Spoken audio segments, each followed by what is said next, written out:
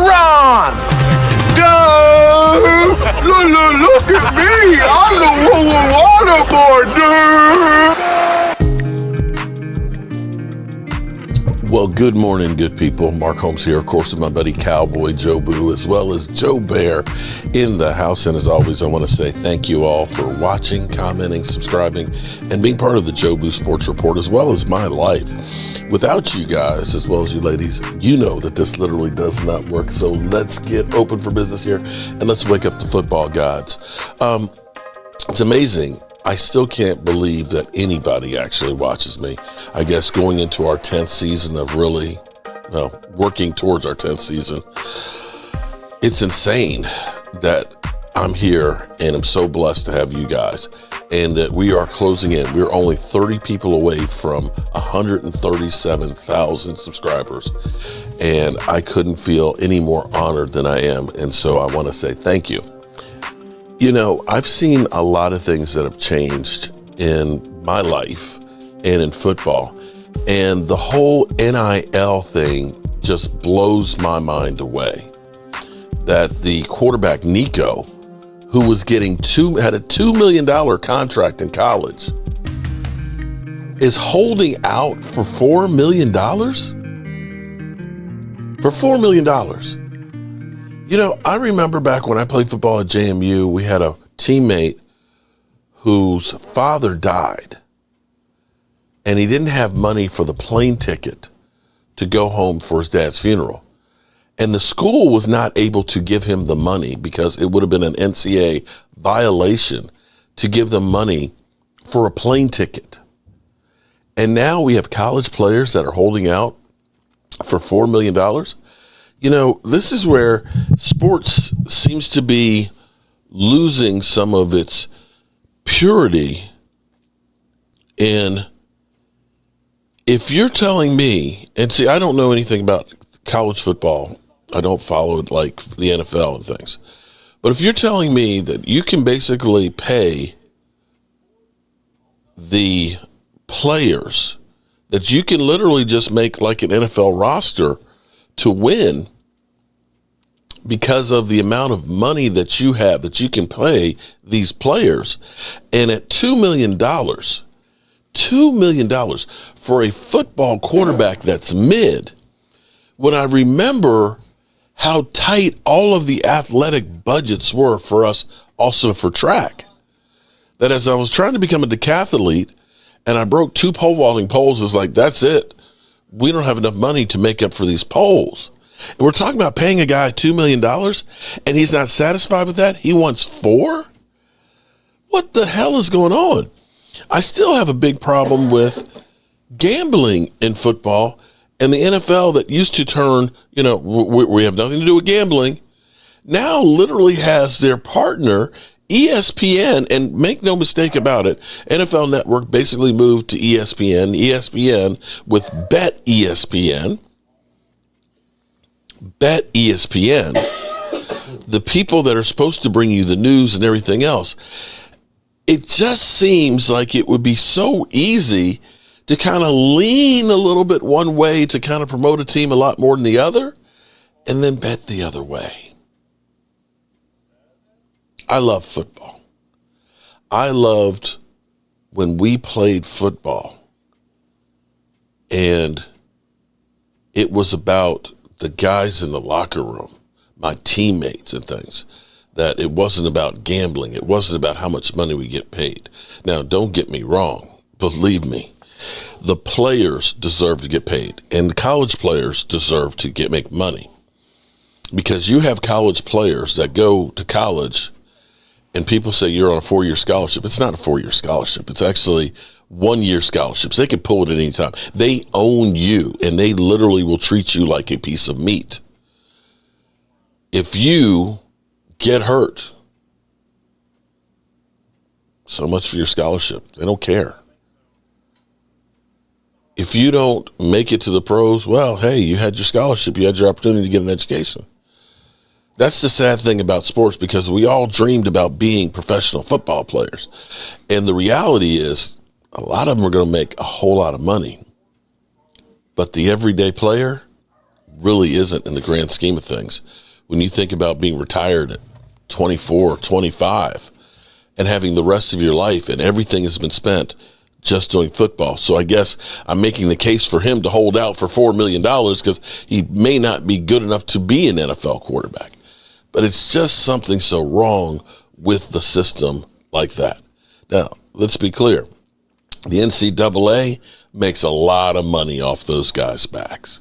But for one guy to say, I deserve $4 million, I don't know. Be that as it may, I am happy that we don't have the problems that other people have. And this is something I got from my dad too, is of being thankful for what you have. Don't be upset what you don't have.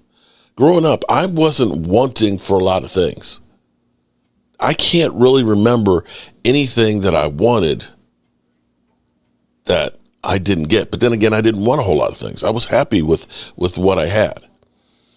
But, we've got a quarterback that is busting his ass to get back out on the field after catastrophic injuries and is working his ass off with his teammates to get better. We've got one of the best defensive players in the NFL. I'm sick and tired of hearing people say, well, he's not good at stopping the run. Yeah, but I excel to the very top of something. Do we look at a running back that can run like crazy but can't catch the football and say, well, I know he's, 1,500-yard running back, but he doesn't catch the football? No, we exploit him being a great running back and use every bit that we can for him running. We throw the ball to somebody else. Or we don't need to necessarily throw the ball to him because he's such a threat running the football. Some of the arguments that we get from people are just freaking insane. People will sit there and say, he's a bum, get rid of him because he's not great at stopping the run. But how many people can rush the quarterback the way he does? It's insane. Now, as we get ready for the draft, like I was saying, we've got the Micah Parsons situation here. Micah Parsons, we all know Micah Parsons is going to get paid. That's a fact, okay? The Cowboys, for as much as people say, oh, they're not going to get the contract done, they're sick of his spiel and everything else. Guys, when have the Cowboys not paid one of their stars and traded them? I'll wait. It didn't matter if it was D-Law. It didn't matter if it was Zeke. It didn't matter if it was Dak twice. It didn't matter if it was CD. And it's certainly not going to matter for Micah. Micah will get his money. The only question is, when will it be and how much will it be? Micah Parsons is not going anywhere. The two teams need each other. Micah Parsons' side gig is not as effective without the Dallas Cowboys.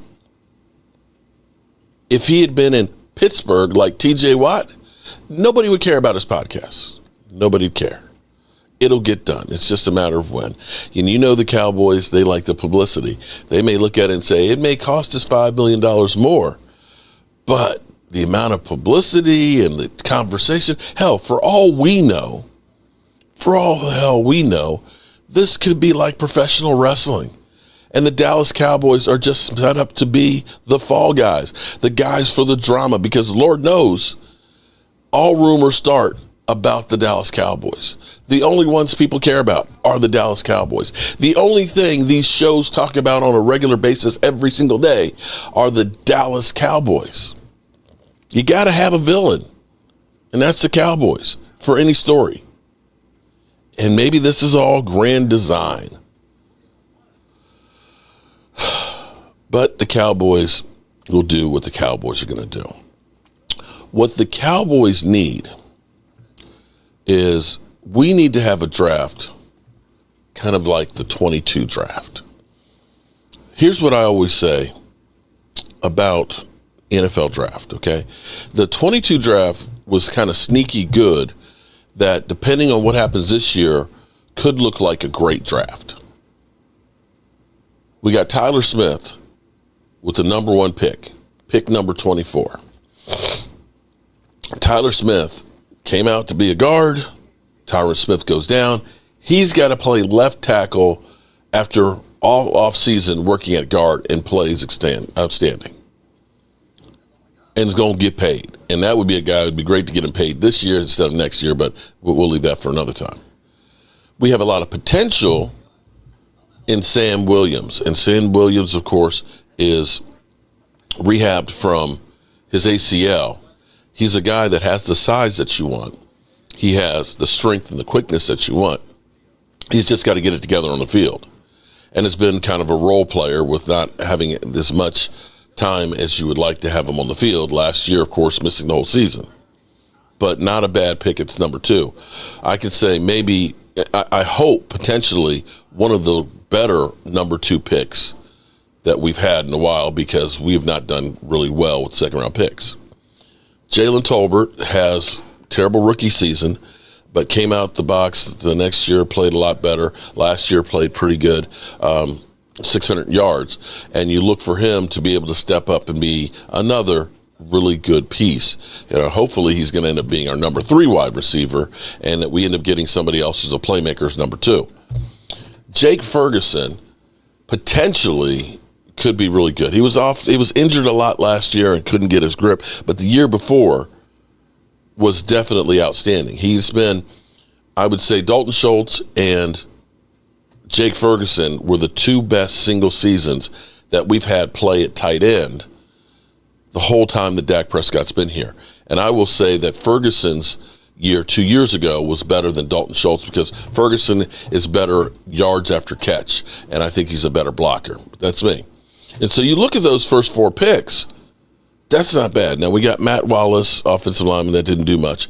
But then you add to that, we also got Deron Bland, who's about to get paid. Damone Clark, injured player. They took a flyer on him. Meh. John Ridgeway, we should have kept. And Devin Harper, linebacker. That's a really good draft. That is a really good draft with potential to end up being a great draft. If Sam Williams comes out and gets to be better than Randy Gregory, you're feeling great. If Jalen Tolbert becomes, a really good number 3 wide receiver, gets 700 yards, 6 TDs, you're looking great. If Jake Ferguson gets close to 1,000 yards, then you're looking at it, and Deron Bland being there, you're looking at this being outstanding. And what I always say is, when you go to a draft, what you hope for is you have an immediate impact player, and that's Tyler Smith. You end up having, hopefully, another starter. Jake Ferguson kind of was.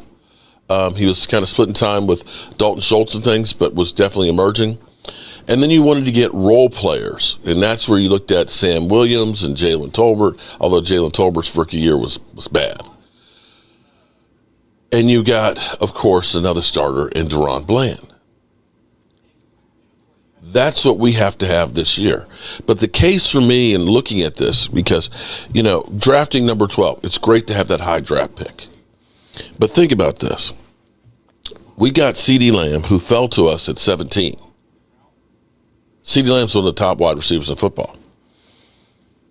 We ended up getting Tyler Smith at 24. Arguably one of the best guards in football.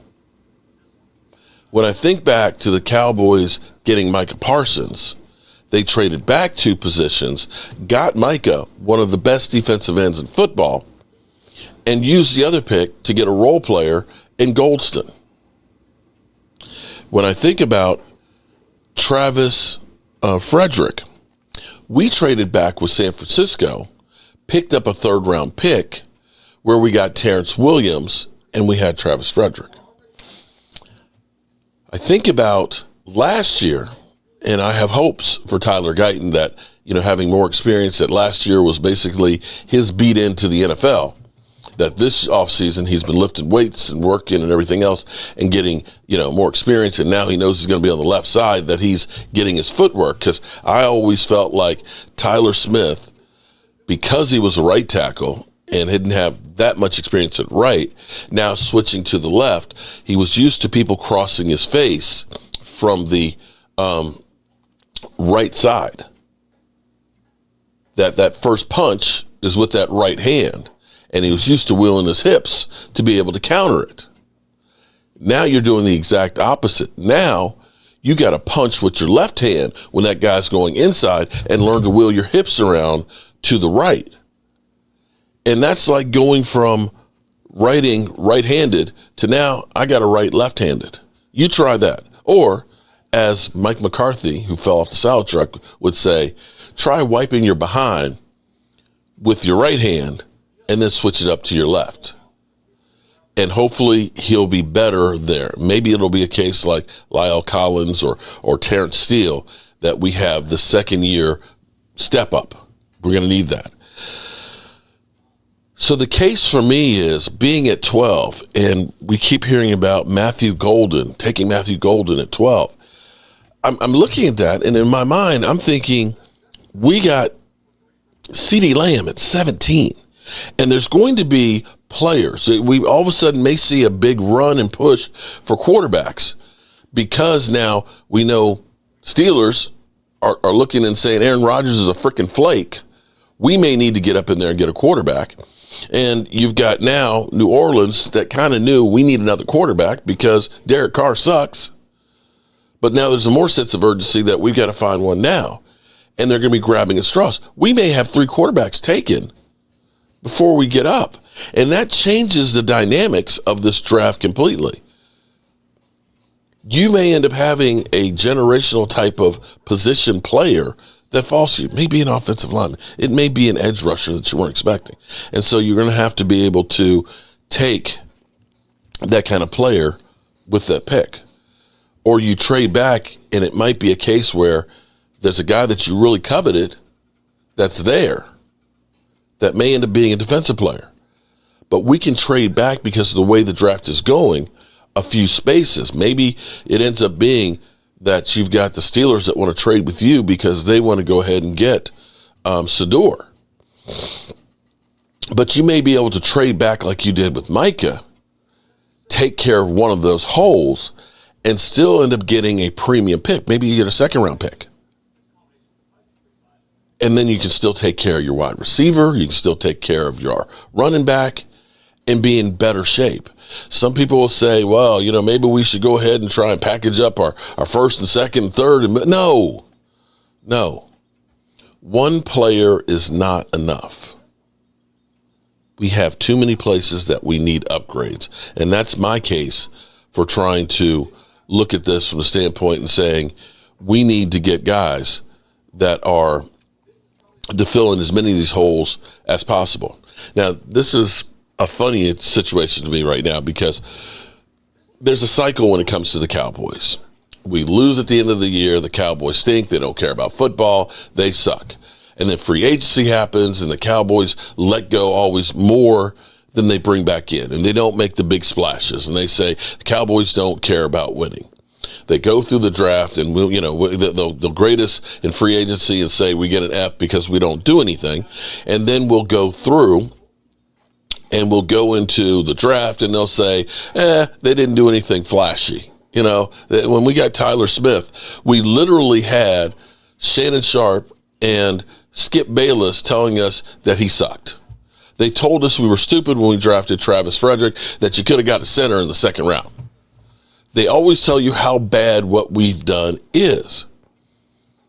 But the funny thing is the Cowboys always make better than expectations of that time during the season. Now, come, of course, August, it ends up being all of a sudden the Super Bowl contenders. It's like, how do you go through saying that we didn't do anything, we sucked at the draft, we sucked at free agency, but now we're Super Bowl contenders? I don't understand the logic of that. To me, if you sucked at free agency, you sucked at the draft, you're going to suck during the season. Be that as it may. Although some of that is our fault. We hype up a play here and a play there, and all of a sudden make everybody seem like they're going to be, because you know what's going to happen. You know what's going to happen. Joe Milton is going to he's going to launch, a deep strike 70 yards down the field, and everybody's going to start talking quarterback controversy. Quarterback controversy. Because we hype up guys in practice.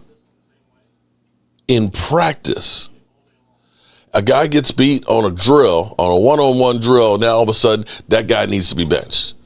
And they turn out to be a guy that ends up getting more interceptions for pick sixes than anybody in history. Go figure. Go figure. So this year, this is interesting that the Cowboys get a lukewarm grade for free agency. They get a C-. And I'll dare say that C- for the Cowboys in free agency, shit, that's passing grade. They usually get Fs. The Dallas Cowboys were frustratingly inactive in free agency in 24, and thankfully wasn't the case in 25. They addressed several holes as they signed running backs Javonte Williams and Miles Sanders. Compare that, I'm not going to say that that's major splashes, but compare that to Cooks and Zeke. You got to say that's a better move than what we did last year. Wide receiver Paris Campbell, potential, and guard Rob Jones. They also brought in quarterbacks Joe Milton, which, you got to say is better than Trey Lance at least, linebacker Kenneth Murray, and cornerback Kaiir Elam via trades. Despite all the moves, they weren't given an impressive grade by Pro Football Network. I don't know who Pro Football Network is, but be it as it may, who published a free agency report card for all 32 teams, and site gave Dallas Cowboys a C-. They did point out the Cowboys were move active than a year, much more active than last year, but didn't especially love their additions, saying they added around the margins. Well, that's true. And where the Cowboys hopefully will make some hay will be some of these players that we have drafted start stepping up. If Jake Ferguson has a much better season than he did last year that he was injured, we're in a better spot. If Schoonmaker continues to progress from where he was, you might actually have two really good tight ends that are on the field. If Jalen Tolbert continues to get better, that's a plus. If Sam Williams can get on the field, stay healthy and things, and has that potential. If Mozzie Smith, you see where I'm going here, is we're going to need not just the draft picks for this year, we're going to need those draft picks from the other years to step up and play better.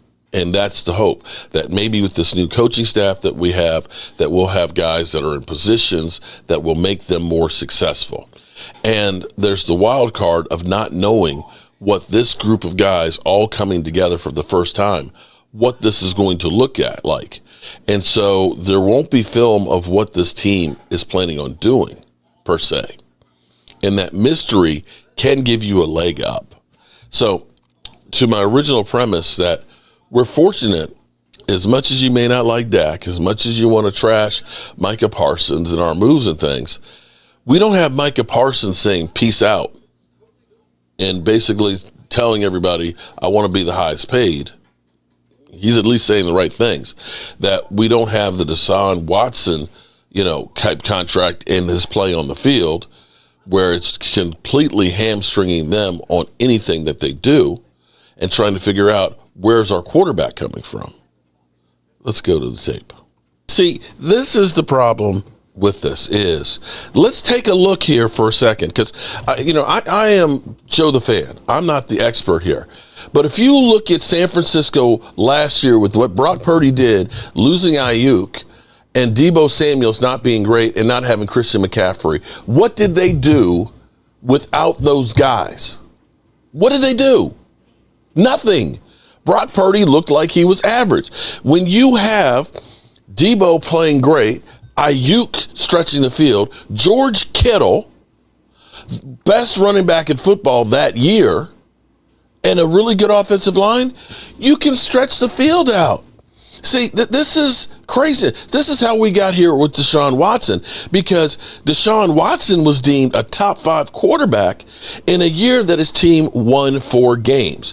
Why did they end up having so many yards? Because they were so far behind because their defense was terrible that they were just throwing the football a lot. And he did have good weapons. This is the thing that's crazy, because everybody will go through and they will tell you Jalen Hurts is, top 5. I'm sorry. You're not having to throw for more than 3,000 yards and 18 TDs. You have so many things around you a 2,000-yard running back. Makes all the difference in the world. Typically, when we see a 2,000-yard running back, we see an awful quarterback because they have to run the football.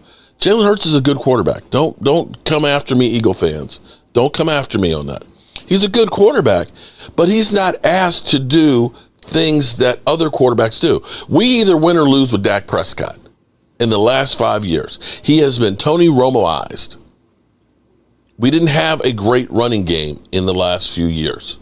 Our offensive line, with the exception of 1 year, 2023, has not been great the last 5 years. It has been hodgepodge, pieces put together from the Joe Looneys, the Biotishes, the Jason Peters on the way out. We've missed Tyron Smith year after year after year. We had 1 year in the last 5 of Tyron Smith being healthy for more than 10 games. Actually, I should say more than 7 games. And so he's asked to do a lot more than what Brock Purdy was the year before. If you have separation and guys can get open, an average quarterback can hit them. If you have to constantly throw into tight windows, you may not be as good. And if you don't have the same weapons, Brock Purdy may not be as effective as you think with the Steelers as he was with the 49ers. It makes a difference. But then again, what do I know? And I have been on here for quite a long time. I'm talkative this morning. But we'll have more on all this stuff as we get ready for the draft. I'm getting myself together to get ready to rock and roll, and I will be focused in, and we will be having, I believe, a draft party here at the house. Hopefully DMV will be in. Maybe we'll be able to get Game Time Brian and Primetime Phil, joining us in the mix. And, of course, David Wiley and Dem Boys Kicks, at least for the first night, to be able to bring the draft to you guys. As always, I appreciate each and every one of you all, and I will see you soon. Peace out.